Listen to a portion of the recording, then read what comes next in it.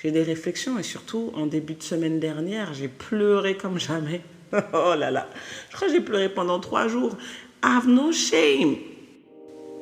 Les amis, comment vous allez? Bienvenue dans un nouvel audio d'une conversation avec Tantine. J'espère que vous allez bien.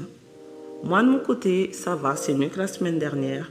Heureusement, mais c'est toujours la fatigue en tout cas. On est toujours dans les mêmes histoires. Alors, cette semaine, on va faire un petit audio sur l'estime de soi / le leadership personnel. Écoutez, c'était des sujets qui me semblaient intéressants d'amener sur la table. Et puis, on va le faire d'une façon un peu plus condensée cette fois-ci. Je vais m'efforcer ça va être mon exercice de la semaine. Donc, on va faire ça comme ça. Alors, once again, you know the drill. Petite bulle. Ok, vous allez écouter les audios. Vous allez mettre vos petits écouteurs. Feel the vibe, sentir la musique. You know. Same old, same old, same old. Bon, pour commencer cet épisode, la première chose qu'on va faire, c'est déjà donner des définitions. L'estime de soi, c'est quoi?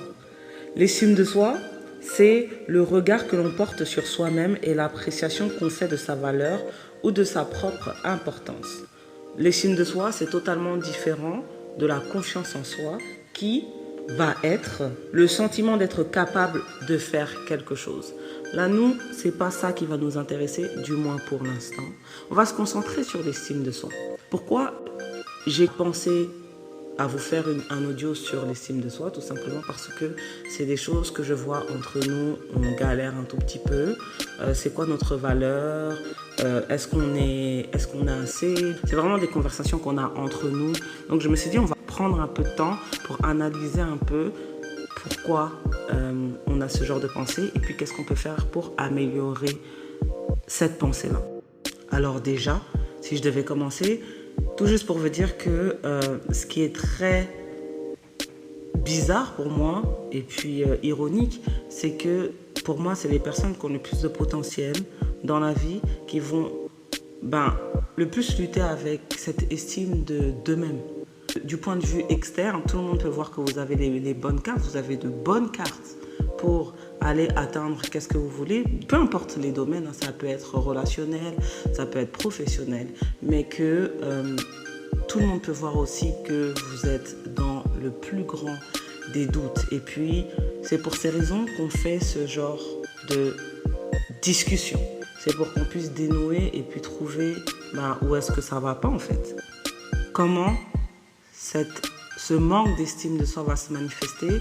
Ça va être souvent de se rabaisser. Ça va être souvent de se dire qu'on n'est pas assez. Peu importe les domaines relationnels, professionnels. Comme vous pouvez le comprendre, l'estime de soi-même est variable. Et puis, l'estime de soi-même, ça peut être sur des facteurs qui peuvent être extérieurs, des choses que vous aurez pu entendre de vous-même, mais c'est plus aussi une conscience de soi-même, ou ça peut être le fait de se façonner un personnage qui est en dehors de votre potentiel, en dehors de la réalité, selon vos propres insécurités. Ça peut être une faible estime de soi physique, ça peut être une faible estime de soi de ses capacités relationnelles, professionnelles. Si je devais donner mon exemple, oui, Olivia, elle est toujours fatiguée. Chaque semaine, elle nous dit qu'elle est fatiguée. Pourquoi je suis fatiguée? C'est parce que je réfléchis trop. Dans ma tête, j'ai beaucoup de choses à faire. Je ne vais pas dire que je suis quelqu'un, je croule sous les problèmes. Je ne vais pas dire non plus que je suis quelqu'un qui a sa vie all together. C'est faux. Mais I have my things. J'ai des réflexions et surtout, en début de semaine dernière, j'ai pleuré comme jamais. Oh là là. Je crois que j'ai pleuré pendant 3 jours. I have no shame. No shame. Ok. J'allais pas bien, j'avais des trucs dans ma tête. Mon estime de moi aussi, elle n'était pas au top. Ça arrive à tout le monde. Donc, c'est pas parce qu'on est dans des situations un peu plus difficiles dans sa vie que ça fait qu'on est moins worth it. Quand on a une baisse d'estime de soi, qu'est-ce qu'on fait pour aller de l'avant? Et puis, c'est là où vient le leadership personnel. Le leadership personnel, c'est du moins comme moi je l'entends, c'est cette force, comme une espèce de détermination qui va nous aider à mener nos vies dans la direction où est-ce qu'on souhaiterait l'amener. Donc, c'est façonner sa vision, c'est façonner ses objectifs, c'est s'appuyer sur des intentions qui vont être fortes. Donc c'est ça le leadership personnel. Et le leadership personnel, c'est une façon de vivre, c'est une façon de voir les choses qui va bien évidemment nous aider à améliorer les aspects de nos vies dans l'estime de soi-même. Bon, déjà la première chose à faire, c'est déjà nourrir ses points forts. Écoutez, quand on est dans une situation, on a une estime de soi qui est moins forte à un moment donné. La chose la plus importante à faire, c'est déjà se positionner soi-même et commencer à compter ses bénédictions. C'est quoi ses points forts?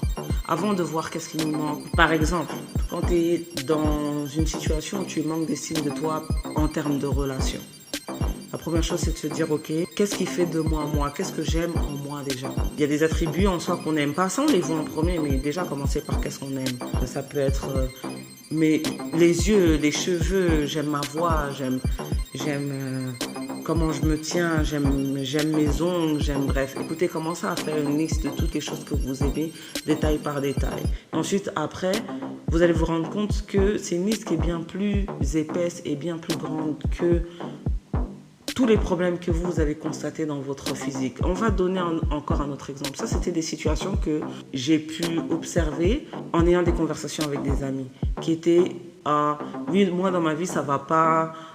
J'ai pas le travail que je veux, j'ai pas le salaire que je veux, j'ai pas la carrière que je veux, je suis pas mariée, j'ai pas d'enfant, j'ai pas. On va loin avec le j'ai pas là, ok? Moi, j'ai pas la carrière de Rihanna, je suis pas Rihanna, j'ai pas l'argent de Rihanna. Écoute, ça fait pas de moi une moindre personne que Rihanna, tu vois.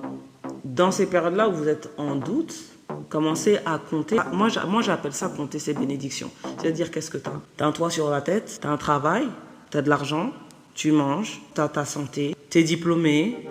Écoutez, la liste, elle peut aller loin. Et puis, quand vous commencez à compter vos bénédictions, vous vous rendez compte, encore une fois, de ce que vous considérez comme qu'est-ce qui vous manque, c'est très peu. Concentrez-vous sur vos points forts. Et puis, quand vous allez vous concentrer sur vos points forts, les identifier, c'est de les fortifier. On a vraiment tendance dans cette société à aller chercher nos points faibles en se disant il faut que j'améliore ces points faibles parce qu'on essaye d'être parfait. Non, la perfection, elle n'existe pas. Dans la vie, on a chacun des forces et des faiblesses qui sont un purpose, c'est fait exprès. C'est comment toi, tu vas essayer de cultiver, toi, qu'est-ce que tu as déjà pour voir où est-ce que ça peut t'amener au lieu d'essayer de trouver un équilibre parfait pour que ça puisse t'amener vers la perfection qui est inexistante. Ensuite, au final, tu vas aller dans des endroits sombres dans ton esprit parce que tu vas dire, ok, je suis pas parfaite et tout. Écoutez, pour moi, la perfection, je vais vous dire, c'est quoi? Pour moi, la perfection, c'est la sœur jumelle de la procrastination. Quand tu essayes d'être parfaite, un but qui est inatteignable, qu'est-ce qui va se passer? C'est que tu vas commencer à rien faire, tout simplement. À la suite de ça, moi je pense que le deuxième conseil, ce serait de ne pas se positionner comme victime. Quand on a une baisse d'estime de soi, c'est toujours d'essayer d'aller trouver des justifications qui sont hors de nos contrôles. On a beaucoup de contrôle sur notre propre estime. En fait, on n'a même pas beaucoup de contrôle. On a tous les contrôles possibles sur l'estime de soi. Comment on se sent à un moment donné. On est les propres maîtres de ce sentiment-là, en fait. Et puis, c'est d'en avoir conscience et c'est d'arrêter de donner le pouvoir à des éléments qui sont extérieurs à soi pour justifier le fait qu'on ne va pas bien. Donc, se sortir de cet espace de victimisation. On va se dire que oui, c'est cette personne-là qui m'a dit que j'étais pas belle, donc je me sens... Non, essayez de reprendre le contrôle sur ça, ses propres émotions, sur sa propre personne, pour stabiliser d'une certaine façon les peurs qui font que cette estime de soi, elle descend. Et puis quand je dis prendre le contrôle dans ce sens-là et d'arrêter de se victimiser, c'est par exemple en termes de carrière. Se dire que oui, mais moi je ne suis pas où est-ce que je devrais être. Ok, mais commence à te poser et fais une liste de quelles sont les personnes qui ont réussi dans le domaine où toi tu aimerais aller pour voir c'est quoi tes prochaines étapes. Au lieu de juste se dire ok, moi ça ne se passe pas bien comme ça. Ok, quelles sont les prochaines étapes? Cette estime de soi est bas parce que je sais pas, tu te dis j'ai pas assez save mon argent, commence à faire des plans en fait. Prenez le contrôle de vos propres personnes. Je pense que c'est la chose la plus responsable à faire quand on essaye de élever l'estime qu'on a pour soi-même. le troisième conseil que moi je donnerais, c'est dans une situation où l'estime est faible, c'est de s'isoler. Dans le but, encore une fois, de retrouver le contrôle sur sa propre vie. Donc, écoutez, quittez les réseaux, quittez les choses comme ça. Bref, essayez de vous concentrer sur vous-même. C'est parce que, je ne sais pas si vous avez capté, mais tout ce qui est réseaux sociaux, les médias, les Netflix et tout ça, c'est des moyens pour nous de se mettre en autopilote en fait. On est là mais on n'est pas là. On est là mais on passe le temps à autre chose. On passe plus de temps à regarder qu'est-ce qui se passe ailleurs, à se divertir que de se concentrer sur sa propre personne. Wrong. Pire des choses. Pire. Surtout quand on est dans un espace de nos vies où on se sent pas si bien que ça en fait. Donc c'est réellement reprendre le contrôle de soi-même, c'est reprendre le contrôle de son environnement et de sa vie en prenant le temps pour soi. Si c'est un temps de réflexion, si c'est un temps de lecture, si c'est un temps de méditation, c'est un temps que vous investissez sur vous-même. Vous vous redonnez votre propre temps, vous êtes au contrôle de votre propre univers au lieu de juste d'être là quoi. Zombie en fait. On est là, on regarde qu'est-ce qui se passe chez les autres, chez nous on sait que ça va pas mais on prend pas le temps de s'arrêter pour essayer de regarder qu'est-ce qu'il y a au fond de nous. Écoutez, on va pas aller dans les conversations qui vont être en mode spirituel ou Bible Talks, mais il faut bien observer qu'est-ce que les réseaux sociaux font sur notre propre personne. Ici, c'est pas nous faire passer le temps en fait. Nous faire passer le temps de nos vies qui est très très précieux. Nous faire passer le temps de nos vies où on peut se découvrir et découvrir notre plus fort potentiel. Si c'est pas ça en fait. Donc s'il vous plaît, même dans la généralité, là, faites attention à vous et faites attention à tout ce que les réseaux, même la société, elle essaie de nous apporter là pour nous divertir. That's just my point of view. Mon autre conseil, ça va être de trouver une discipline. Je pense que pour essayer d'améliorer l'estime de soi, c'est essayer de devenir meilleur tous les jours. Donc, encore une fois, c'est le meilleur pas dont on va chercher la perfection, mais on va essayer d'améliorer sa propre personne. Et puis, être meilleur, ça peut être dans les buts, ça peut être dans les objectifs, se fixer des objectifs, essayer d'aller dans différentes sphères de sa propre vie, peu importe où est-ce que c'est, professionnellement, physiquement. Écoutez, essayez de s'améliorer un pas après l'autre. Mais pour moi, essayer de devenir meilleur, c'est aussi essayer d'améliorer sa qualité de vie, tout simplement. Ça rappelle l'épisode numéro 1 que j'ai fait sur le succès, le bonheur et le bien-être, où moi je parlais en 5e point du fait de vivre au présent. C'est vivre au présent aussi, essayer d'être meilleur. C'est-à-dire qu'il y a des choses que vous voulez tenter dans vos propres vies. Essayez de vous donner des objectifs de vie aussi, des objectifs d'expérience. C'est ça aussi, s'améliorer. Ce sont des objectifs qui vont vous amener à la fin de vos vies à vous dire que I did it, j'ai fait ça. Donc ça aussi, c'est des points qui sont très importants. On a des objectifs, oui, de performance professionnelle ou des objectifs de vie comme je dois me poser avec quelqu'un, je dois avoir telle voiture, je dois... Ok, d'accord. Mais en même temps, des objectifs de vie, de vie comme I'm living. C'est certaines choses, si c'est le voyage, si c'est la découverte de telles choses, si c'est... Je pense qu'il faut se donner des objectifs dans sa propre vie au lieu de, à la fin de la journée, juste se dire « Ouais, mais bon, mon objectif, c'est de survivre.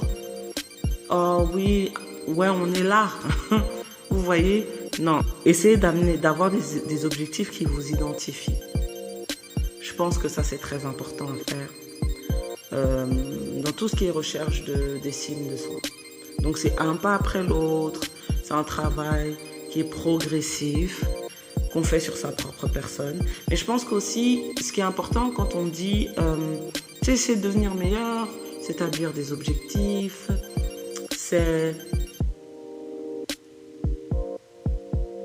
en fait, quand vous allez être dans des moments un peu plus difficiles de vos vies, vous allez vous souvenir de où est-ce que vous en allez. C'est quoi votre destination? Donc, quand vous allez vivre ou subir des épisodes de faiblesse, dans l'estime de soi, c'est de regarder encore ses objectifs, ils sont où, c'est quoi, qu'est-ce que je veux faire. C'est s'amener, c'est ça aussi le leadership personnel. C'est de se définir des objectifs et de se dire, ok, no matter what, I'll go this way. C'est s'amener soi-même vers quelque chose, vers un espace meilleur, vers le succès, peu importe qu'est-ce que le succès est pour vous, vers le bonheur, vous voyez. Le dernier point, moi, que je vais présenter pour clôturer un peu cet audio, c'est tout juste apprenez à vous accepter comme vous êtes. Apprenez à vous dire I'm enough. Apprenez à vous dire this is it, this is me, I'm me, tu vois. Avec mes défauts, avec mes qualités, c'est la personne que je suis et j'embrasse cette personne-là.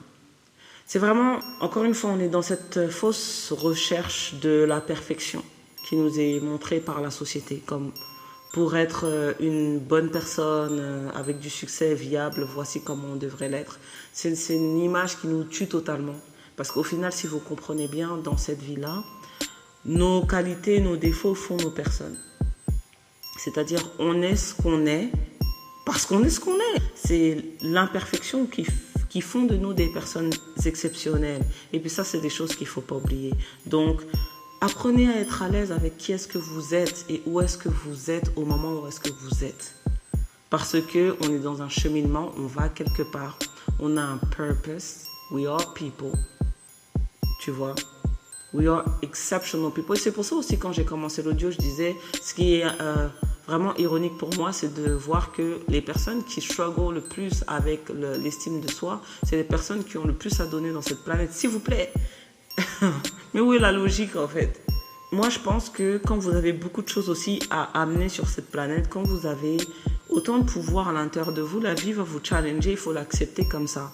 Donc ça vient encore une fois avec l'épisode 1 que j'ai mis en ligne. Si vous ne l'avez pas écouté, vous pouvez y aller retourner. C'est vraiment de connaître sa personne, d'être à l'aise avec soi-même et d'accepter son unicité aussi.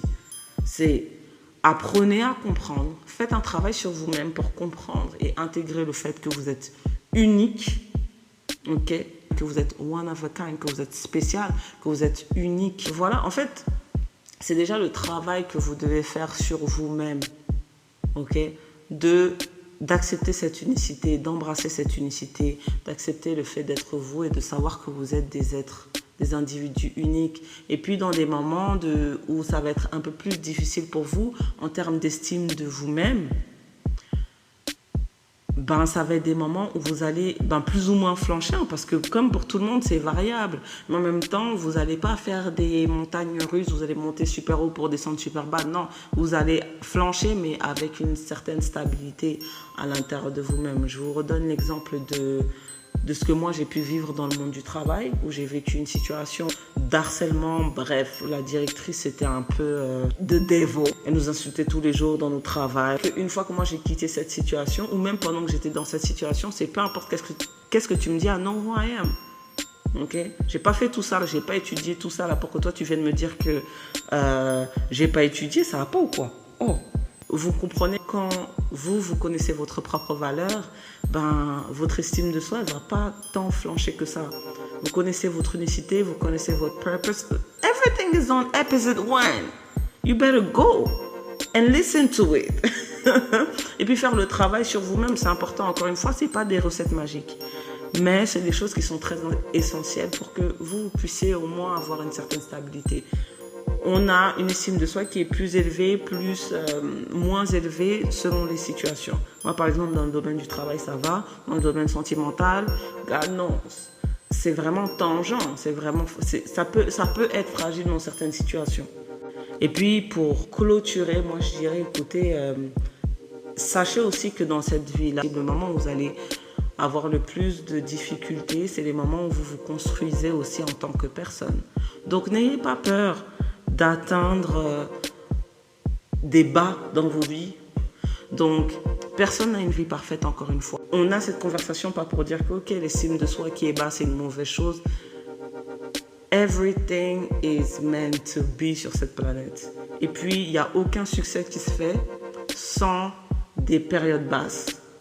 Tu vois, il y a aucune personne qui a été successful dans cette vie-là qui n'a pas échoué. Il n'y a aucune personne qui a été successful dans cette vie-là qui n'a pas vécu des moments difficiles. Ça fait partie du cheminement. Donc, mes petits soldats, on est ensemble. On est ensemble. Keep it up. Courage. Moi, qu'est-ce que je pourrais vous dire à côté de ça? Encore une fois, vous avez l'opportunité de faire des petits exercices qui ont l'air d'être simples et ridicules, c'est-à-dire de se regarder dans le miroir une fois, deux fois, plusieurs fois à la journée et de se donner 3 mots d'affirmation positive à se dire pour soi-même. Like, I'm beautiful, I'm strong, I'm intelligent. Ça a l'air bête comme ça, mais en même temps, c'est comme de la musculation mentale. Donc, n'ayez pas peur de faire ces petits exercices, n'ayez pas peur de vous poser et de vous donner des petits challenges dans vos propres vies, n'ayez pas peur de... Bref, I'm not so far. Si vous voulez venir me chercher pour que je vous donne des conseils, pour que vous puissiez éventuellement trouver un petit équilibre dans vos vies, I'm not so far. Come get me. That's all I'm saying. En tout cas, les amis, je vais clôturer ici l'audio. Merci encore pour l'écoute. Écoutez, merci pour les personnes qui me soutiennent, qui like, qui font des petits commentaires, qui m'envoient des messages. Même en privé, it makes me feel good. It makes me feel good. Quand je fais les mémos, je suis toute seule. Donc quand j'ai des retours de vous, ça me fait penser au fond de moi-même qu'on débute une petite conversation. Donc merci encore. Je vous souhaite de passer une excellente journée, soirée, après-midi, dépendamment de quand est-ce que vous écoutez l'audio. Et puis je vous dis à très bientôt. Salut les gars.